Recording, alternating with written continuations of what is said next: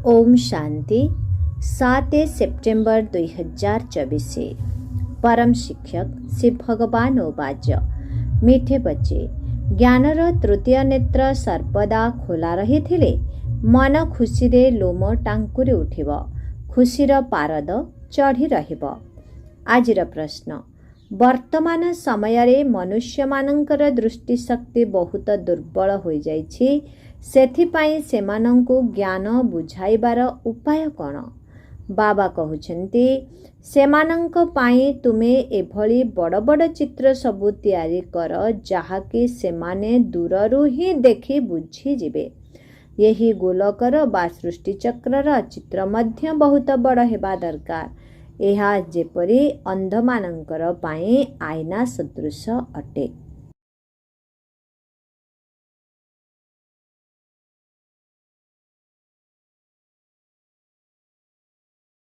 द्वितीय प्रश्न, सारा दुनिया को स्वच्छ करिबा पाई तुम मानंकर सहयोगी किए हेउछि? उत्तर, एही सबु प्राकृतिक दुर्विपाक गुड़िक तुमर सहयोगी हेउछन्ति। एही बेहदर अर्थात विशाल दुनिया को सफा करिबा पाई निश्चित केही सहयोगी दरकार। ओम शांति। गायन मध्य रहिछि, बाबांक ठारू गोटिए सेकेंड रे वर्षा अर्थात जीवन मुक्ति, आउ समस्ते तो जीवन बंधन रे अछंती। एही जेउ त्रिमूर्ति एवं सृष्टि चक्रर चित्र रहिछि, एहा ही मुख्य चित्र अटे। एही चित्र बहुत बड़ साइज र हेबा दरकार। अंध मानंक पाई तो दर्पण बड़ हेबा दरकार ना, जहा द्वारा भल भावरे देखि पारिबे। काहेकि ना एबे समस्तंकर दृष्टि शक्ति दुर्बल हो जाइछि, बुद्धि कम हो जाइछि। तृतीय नेत्र को बुद्धि बोली कुहा जाई थाए। तुमर बुद्धि एबे खुशी रे भरपूर होई रहिछि। खुशी रे जेउ मानंकर रूम टांकुरी उठु नाही, एहार अर्थ सेमाने शिव बाबांकु याद करू नाहांती।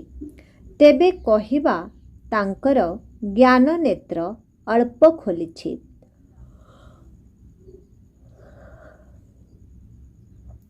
झापसा देखा जाउछि। बाबा बुझाउछन्ति, काहाको भी संक्षेपरे बुझाइबा उचित। बड़ बड़ मेला आदि लागुछि। पिला माने जानिछन्ति, वास्तवरे सेवा करिबा पाई एही गोटिए चित्र ही यथेष्ट। सृष्टि चक्रर चित्र हेले मध्य कौनसी असुविधा नाही। बाबा ड्रामा एवं वृक्ष अथवा कल्प वृक्षर एवं 84 चक्रर रहस्य बुझाउछन्ति। आमको ब्रह्मांक द्वारा बाबांक ठारू एही वर्षा मिलुछि। एहा मध्य भल भावरे स्पष्ट अटे। एही चित्र रे ही सबु किछि आसी जाउछि, तेणु एते सबु चित्रर आवश्यकता ही नाही। यही दुईटी चित्र बहुत बड़ बड़ अक्षरर हेबा उचित। एहा तले मध्य लिखा होइथिबा आवश्यक।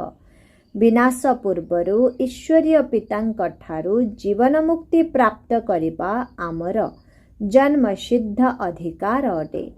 विनाश मध्य निश्चित हेबार अछि। ड्रामार योजना अनुଯାयी स्वतः समस्ते बुझी जिबे।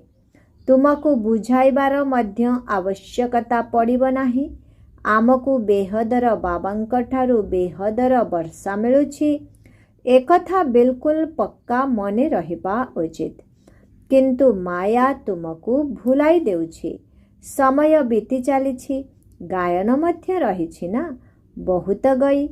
एहार अर्थ वर्तमान समय ही अटे। बाकी आउ अल्प समय ही रहिछि। स्थापना तो हेउछि, विनाश पाई मध्य आउ कम समय अछि। आहुरी कम रु मध्य कम रहिछि। विचार करा जाउछि, एहा परे पुणी कौन हेबो? एबे तो केही जाग्रत हेउ नाहंती, शेषकु जाग्रत हेबे। समस्तंकर आखि खोली जिवो। स्थूल आखि नुहे, बुद्धिरूपी आखि। छोट छोट चित्र रे एते मजा आसी न थाए। ଏହି ଚିତ୍ର ସବୁ ବଡ଼ ବଡ଼ ହୋଇ ରହିବା ଦରକାର। ବିଜ୍ଞାନ ମଧ୍ୟ କେତେ ସହଯୋଗ ଦେଉଛି। ବିନାଶରେ ପଞ୍ଚତତ୍ତ୍ୱ ମଧ୍ୟ ସହଯୋଗ କରିବ। ବିନା ମୂଲ୍ୟରେ ତୁମକୁ କେତେ ସହଯୋଗ କରୁଛନ୍ତି। ତୁମ ପାଇଁ ଦୁନିଆର ବିଲକୁଲ ସଫା କରିଦେଉଛନ୍ତି। ଏହା ବିଲକୁଲ ଛି ଛି ଦୁନିଆ ଅଟେ। ଆଜମେରରେ ସ୍ୱର୍ଗର ସ୍ମାରକୀ ରହିଛି। ଏଠାରେ ଦିଲୱାଡ଼ା ମନ୍ଦିରରେ ସ୍ଥାପନାର ସ୍ମାରକୀ ରହିଛି। କିନ୍ତୁ କିଛି ହେଲେ ବୁଝିପାରୁନାହାନ୍ତି। ଏବେ ତୁମେ ବୁଦ୍ଧିମାନ ହୋଇଛ। ଯଦିଓ ମନୁଷ୍ୟମାନେ କହୁଛନ୍ତି ଆମେ ଜାଣିନାହୁଁ ଯେ ବିନାଶ ହୋଇଯିବ, ସେମାନଙ୍କର ବୁଦ୍ଧିରେ ଆସୁନାହିଁ। ଗୋଟିଏ କାହାଣୀ ଅଛି ନା, ବାଘ ଆସିଲା। ଶୁଣୁନଥିଲେ, ଦିନେ ବାଘ ଆସି ସବୁ ଗାଈ ଖାଇଗଲା।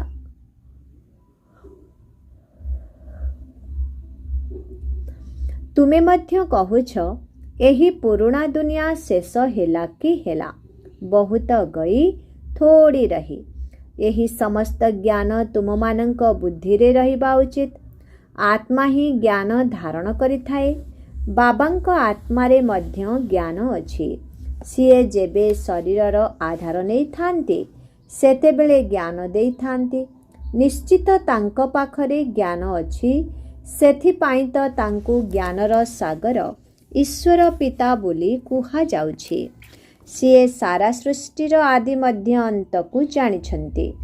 ତୁମେ ନିଜକୁ ତ ଜାଣିଛ ନା? ଏବଂ ସୃଷ୍ଟିଚକ୍ର କିପରି ଘୁରୁଛି ତାର ମଧ୍ୟ ଜ୍ଞାନ ଅଛି। ସେଥିପାଇଁ ଇଂରାଜୀରେ ନଲେଜଫୁଲ୍ ଅକ୍ଷର ବହୁତ ଭଲ। ସିଏ ମନୁଷ୍ୟ ସୃଷ୍ଟି ରୂପୀ ବୃକ୍ଷର ବୀଜ ରୂପ ହୋଇଥିବାରୁ ତାଙ୍କ ପାଖରେ ସମସ୍ତ ଜ୍ଞାନ ରହିଛି। ତୁମେ ଏକଥା ପୁରୁଷାର୍ଥର କ୍ରମାନୁସାରେ ଜାଣିଛ। ଶିବ ବାବା ତ ଜ୍ଞାନର ସାଗର ଅଟନ୍ତି। ଏକଥା ଭଲ ଭାବରେ ବୁଦ୍ଧିରେ ରହିବା ଦରକାର। ଏପରି ନୁହେଁ ଯେ ସମସ୍ତଙ୍କ ବୁଦ୍ଧିରେ ଏକା ଭଳି ଧାରଣା ହେବ।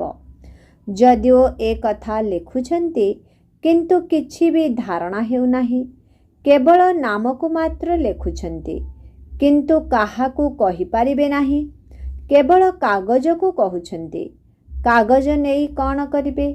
କାଗଜ ଦ୍ୱାରା ତ କେହି କିଛି ବୁଝିପାରିବେ ନାହିଁ। ଏହି ଚିତ୍ର ଦ୍ୱାରା ବହୁତ ଭଲ ଭାବରେ ବୁଝିପାରିବେ। ଏହା ସବୁଠାରୁ ଶ୍ରେଷ୍ଠ ଜ୍ଞାନ ହୋଇଥିବାରୁ ଅକ୍ଷରଗୁଡ଼ିକ ମଧ୍ୟ ବଡ଼ ବଡ଼ ହେବା ଦରକାର। ବଡ଼ ବଡ଼ ଚିତ୍ର ଦେଖି ମନୁଷ୍ୟମାନେ ଭାବିବେ ଏଥିରେ ନିଶ୍ଚିତ କିଛି ସାରାଂଶ ଅଛି। ସ୍ଥାପନା ଏବଂ ବିନାଶ ମଧ୍ୟ ଲେଖାଯାଇଛି। ରାଜଧାନୀର ସ୍ଥାପନା, ଏହା ହେଉଛି ଈଶ୍ୱର ପିତାଙ୍କର ଜନ୍ମସିଦ୍ଧ ଅଧିକାର। ଜୀବନ ମୁକ୍ତି ପ୍ରତ୍ୟେକ ସନ୍ତାନଙ୍କର ଅଧିକାର ଅଟେ। ତେଣୁ ପିଲାମାନଙ୍କ ବୁଦ୍ଧିରେ ରହିବା ଦରକାର ଯେ ସମସ୍ତେ ଜୀବନ ବନ୍ଧନରେ ଅଛନ୍ତି। ଏମାନଙ୍କୁ ଜୀବନ ବନ୍ଧରୁ ଜୀବନ ମୁକ୍ତିକୁ କିପରି ନେଇଯାଇପାରିବୁ? ପ୍ରଥମେ ଆମେ ଶାନ୍ତିଧାମକୁ ଯିବୁ, ତାପରେ ସୁଖଧାମକୁ। ଦୁଃଖଧାମକୁ ଯିବା ପାଇଁ ବାବା କହୁଛନ୍ତି ସୁଖଧାମକୁ ଜୀବନ ମୁକ୍ତି ବୋଲି କହିବା। ତେଣୁ ଏହି ଚିତ୍ର ସବୁ ସ୍ୱତନ୍ତ୍ର ଭାବରେ ବଡ଼ ବଡ଼ ତିଆରି ହେବା ଦରକାର। ଏହା ମୁଖ୍ୟ ଚିତ୍ର ଅଟେ ନା? ଯଦି ବହୁତ ବଡ଼ ବଡ଼ ଅକ୍ଷର ହେବ ତେବେ ମନୁଷ୍ୟମାନେ କହିବେ ବିକେ ଏତେ ବଡ଼ ଚିତ୍ର ତିଆରି କରିଛନ୍ତି। ତେଣୁ ନିଶ୍ଚିତ ଭାବରେ ଏଥିରେ କିଛି ଜ୍ଞାନ ରହିଛି। ତେବେ ଯେଉଁଠାରେ ତୁମର ବଡ଼ ବଡ଼ ଚିତ୍ର ଲାଗିଥିବ ସେଠାରେ ପଚାରିବେ ଏହା କ'ଣ? ତେବେ କୁହ, ଏତେ ବଡ଼ ବଡ଼ ଚିତ୍ର ତୁମମାନଙ୍କୁ ବୁଝାଇବା ପାଇଁ ତିଆରି କରିଛୁ। ଏଥିରେ ସ୍ପଷ୍ଟ ଭାବରେ ଲେଖାଯାଇଛି ସେହିମାନଙ୍କର ହିଁ ଅବିନାଶୀ ବର୍ଷା ଥିଲା। ଏହା କାଲିର କଥା ଅଟେ। ଆଜି ସିଏ ଆସିନାହାନ୍ତି କାହିଁକି ନା 84 ପୁନର୍ଜନ୍ମ ନେଇ ନେଇ ତଳକୁ ଆସିଛନ୍ତି। ସତୋପ୍ରଧାନରୁ ତମୋପ୍ରଧାନ ତ ହେବାକୁ ପଡ଼ିବ। ଏହା ଜ୍ଞାନ ଏବଂ ଭକ୍ତି, ପୂଜ୍ୟ ଏବଂ ପୂଜାରୀର ଖେଳ ଅଟେ ନା?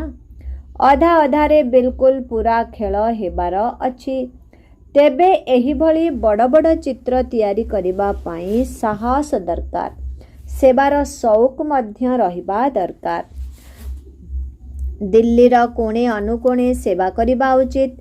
ମେଳା ମହୋତ୍ସବକୁ ତ ବହୁତ ଲୋକ ଯାଇଥାନ୍ତି, ସେଠାରେ ତୁମର ଏହି ଚିତ୍ର ହିଁ କାମରେ ଆସିବ। ତ୍ରିମୂର୍ତ୍ତି ସୃଷ୍ଟିଚକ୍ର ଏହା ହେଉଛି ମୁଖ୍ୟ। ଏହା ବହୁତ ଭଲ ଜିନିଷ ଅଟେ। ଅନ୍ଧ ଆଗରେ ଯେପରି ଦର୍ପଣ। ଅନ୍ଧମାନଙ୍କୁ ପାଠ ପଢ଼ା ଯାଇଥାଏ, ଆତ୍ମା ହିଁ ପାଠ ପଢ଼ିଥାଏ ନା। କିନ୍ତୁ ଆତ୍ମାର କର୍ମେନ୍ଦ୍ରିୟ ଗୁଡ଼ିକ ଯେତେବେଳେ ଛୋଟ ହୋଇଥାଏ ତାକୁ ପଢ଼ାଇବା ପାଇଁ ଚିତ୍ର ଆଦି ଦେଖାଇବାକୁ ହୋଇଥାଏ। ପୁଣି ଟିକିଏ ବଡ଼ ହେଲେ ଦୁନିଆର ନକ୍ସା ଦେଖାଇଥାନ୍ତି। ପୁଣି ସେହି ସମସ୍ତ ନକ୍ସା ବୁଦ୍ଧିରେ ରହିଥାଏ।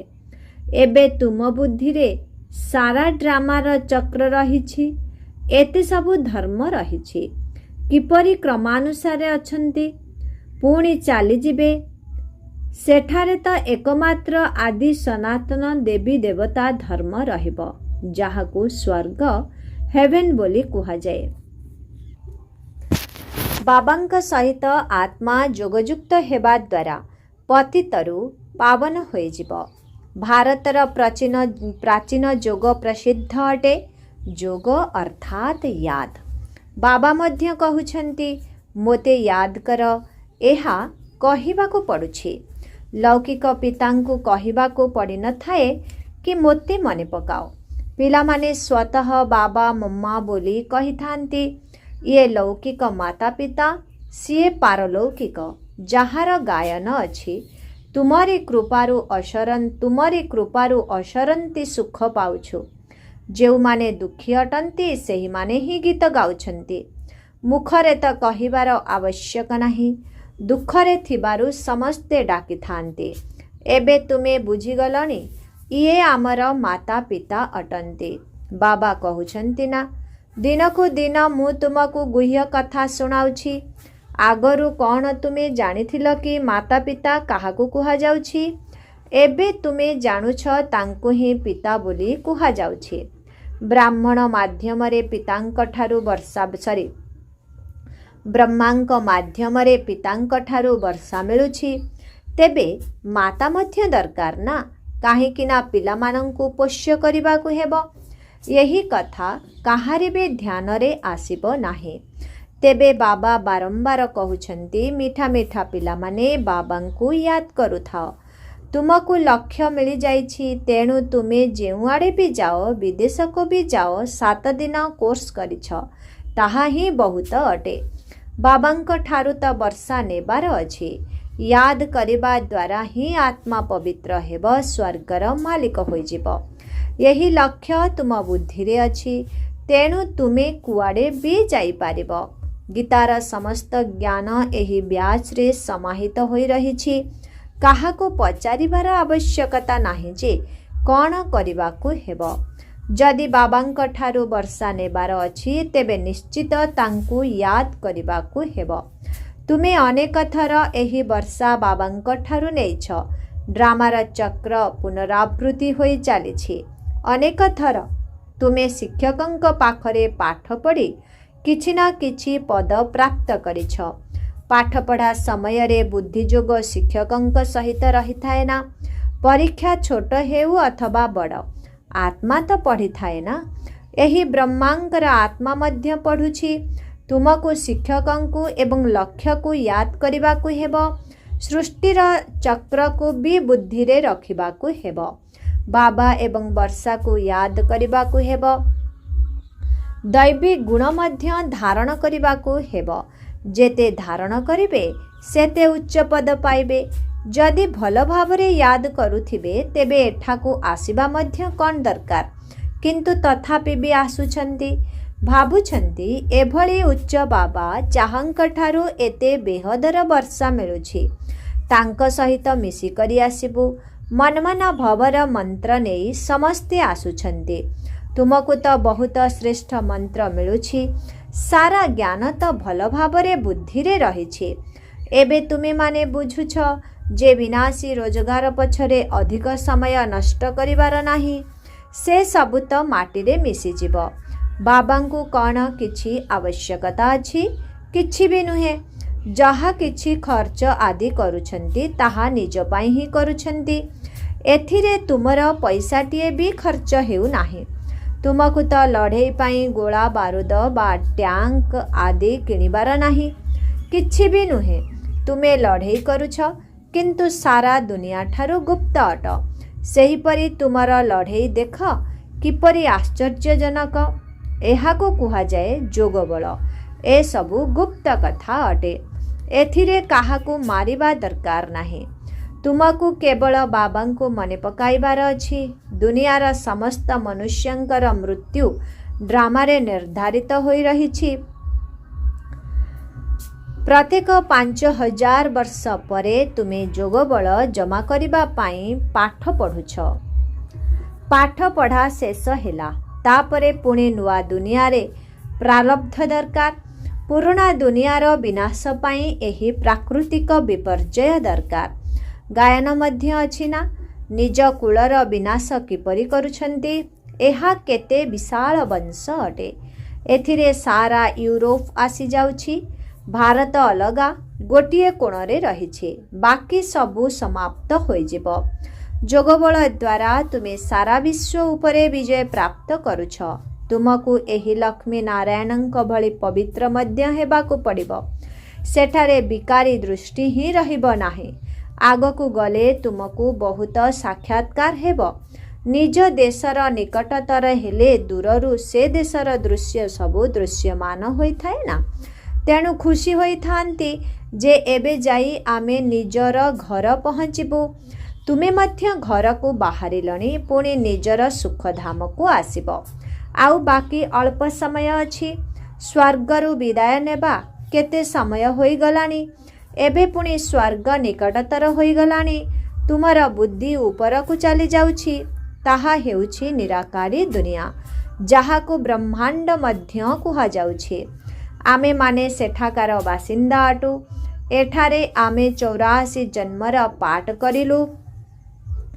ଏବେ ଆମେ ଘରକୁ ଯାଉଛୁ। ତୁମେମାନେ ଅଲରାଉଣ୍ଡର ଅଟ। ଆରମ୍ଭରୁ ପୁରା 84 ଜନ୍ମ ନେଉଛ। ବିଳମ୍ବରେ ଆସିଥିବା ଆତ୍ମାଙ୍କୁ ଅଲରାଉଣ୍ଡର କୁହାଯିବ ନାହିଁ। ବାବା ବୁଝାଇଛନ୍ତି ଅତି ବେଶୀରେ ଏବଂ ଅତି କମ୍ରେ କେତେ ଜନ୍ମ ନେଉଛନ୍ତି। ଗୋଟିଏ ଜନ୍ମ ମଧ୍ୟ ନେଇଥାନ୍ତେ। ଅନ୍ତିମ ସମୟରେ ସମସ୍ତେ ଘରକୁ ଚାଲିଯିବେ। ନାଟକ ଶେଷ ହେଲା, ଖେଳ ଖଲାସ। ଏବେ ବାବା ବୁଝାଉଛନ୍ତି ମୋତେ ୟାଦ କର, ତେବେ ତୁମର ଅନ୍ତିମ ମତି ଅନୁସାରେ ଗତି ହୋଇଯିବ। ବାବାଙ୍କ ପାଖକୁ ପରମଧାମ ଚାଲିଯିବ। ତାକୁ କୁହନ୍ତି ମୁକ୍ତିଧାମ, ଶାନ୍ତିଧାମ, ପୁଣି ସୁଖଧାମ କୁହାଯାଉଛି। ଏହା ହେଉଛି ଦୁଃଖଧାମ। ଉପରୁ ପ୍ରତ୍ୟେକ ଆତ୍ମା ସତୋ ପ୍ରଧାନ, ପୁଣି ସତୋ ରଜୋ ତମୋରେ ଆସିଥାନ୍ତି। ଗୋଟିଏ ଜନ୍ମ ନେଲେ ମଧ୍ୟ ଏହି 4ଟି ଅବସ୍ଥା ଭୋଗ କରିବେ। ବାବା କେତେ ଭଲ ଭାବରେ ପିଲାମାନଙ୍କୁ ବସି ବୁଝାଉଛନ୍ତି। ତଥାପି ପିଲାମାନେ ୟାଦ କରୁନାହାନ୍ତି। ବାବାଙ୍କୁ ଭୁଲି ଯାଉଛନ୍ତି। କ୍ରମାନୁସାରେ ଅଛନ୍ତି ନା। ପିଲାମାନେ ଜାଣିଛନ୍ତି ପୁରୁଷାର୍ଥର କ୍ରମାନୁସାରେ ରୁଦ୍ରମାଳା ତିଆରି ହୋଇଥାଏ। କେତେ କୋଟି ଆତ୍ମାଙ୍କର ରୁଦ୍ରମାଳା ରହିଛି। ଏହା ବେହଦ ବିଶ୍ୱର ମାଳା ଅଟେ। ବ୍ରହ୍ମାରୁ ବିଷ୍ଣୁ, ବିଷ୍ଣୁରୁ ବ୍ରହ୍ମା ଉଭୟଙ୍କର ସଂଜ୍ଞା ଦେଖ। ଏହା ହେଉଛି ପ୍ରଜାପିତା ବ୍ରହ୍ମାଙ୍କର ନାମ। ଅଧା କଳ୍ପ ପରେ ପୁଣି ରାବଣ ଆସୁଛି। ଦୈବୀ ଦୁନିଆ। ପୁଣି ଇସଲାମୀ ଆଦମ ବିବିଙ୍କୁ ମଧ୍ୟ ମନେ ପକାଉଛନ୍ତି। ସ୍ୱର୍ଗକୁ ବି ମନେ ପକାଉଛନ୍ତି। ଭାରତ ପାରାଡାଇସ୍ ଥିଲା। ପିଲାମାନେ ବହୁତ ଖୁସି ହେବା ଉଚିତ। ବେହଦର ବାବା ଯିଏକି ସର୍ବୋଚ୍ଚ ଭଗବାନ ଅଟନ୍ତି, ସିଏ ଉଚ୍ଚରୁ ଉଚ୍ଚ ପାଠ ପଢ଼ାଉଛନ୍ତି। ତେଣୁ ଆମକୁ ଉଚ୍ଚରୁ ଉଚ୍ଚ ପଦ ମିଳୁଛି। ସବୁଠାରୁ ସର୍ବୋଚ୍ଚ ଶିକ୍ଷକ ହେଲେ ବାବା। ସିଏ ଶିକ୍ଷକ ବି ଅଟନ୍ତି, ପୁଣି ସାଥିରେ ନେଇଯାଉଥିବାରୁ ସତଗୁରୁ ମଧ୍ୟ ଅଟନ୍ତି। ଏଭଳି ବାବା କାହିଁକି ମନେ ନ ରହିବେ? ତୁମର ଖୁସିର ନିଶା ଚଢ଼ି ରହିବା ଉଚିତ। କିନ୍ତୁ ଏହା ଯୁଦ୍ଧଭୂମି ହୋଇଥିବାରୁ ମାୟା ଖୁସିରେ ରହିବାକୁ ଦେଉନାହିଁ। ବାରମ୍ବାର ସ୍ଥିତିରୁ ବିଚ୍ୟୁତ ହେଉଛନ୍ତି। ବାବା ତ କହୁଛନ୍ତି ପିଲାମାନେ ୟାଦ କରିବା ଦ୍ୱାରା ହିଁ ତୁମେ ମାୟାଜିତ ହେବ। ଆଚ୍ଛା, मीठे मीठे शिखिलदे बच्चों प्रति माता पिता बाप दादांकर मधुर स्नेह संपन्न शुभेच्छा एवं सुप्रभात।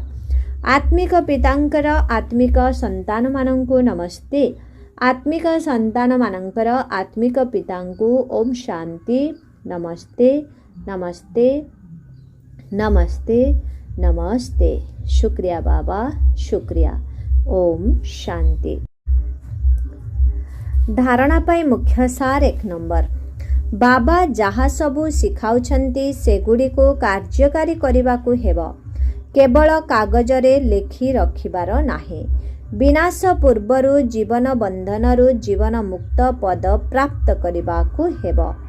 निजर विनाशी रोजगार पछरे अधिक समय नष्ट करिबार नाही, काहीकिना ए सबु तो माटीरे मिसिबाकू जाउछि। सेथिपाई बेहदर पितांक ठारू बेहदर संपत्ति नेबाकू हेब एवं दैवी गुण मध्य धारण करिबाकू हेब। आजिर वरदान, निजर जोगबल द्वारा मायार शक्ति उपरे विजय प्राप्त करुथिबा सदा विजयी भव। ज्ञान बल एवं जोग बल सबुठारु श्रेष्ठ बल अटे। जेपरि विज्ञानर बल अंधकार उपरे विजय प्राप्त करी आलोक सृष्टि करी देउछि, सेहिपरि जोग बल सदाकाल पाई माया उपरे विजय प्राप्त कराई तुमको विजयी करी देउछि। एवं जोग बल एते श्रेष्ठ बल जाहाकि मायार शक्ति ता तुलन रे किछि भी नुहे। जोग बलरे संपन्न आत्मा माने स्वप्न रे मध्य माया ठारू परास्त होई परिबे नाही। स्वप्न रे मध्य सेमानंक भितरे कोनोसी दुर्बलता आसी परिबो नाही। यही भली विजयर तिलक तुम मानंकर मस्तकरे लागी रहिछि। आजिर स्लोगन, जदि प्रथम नंबर स्थान ग्रहण करबाकू चाहुछ तेबे व्यर्थ को समर्थरे परिवर्तन कर दियो। ओम शांति।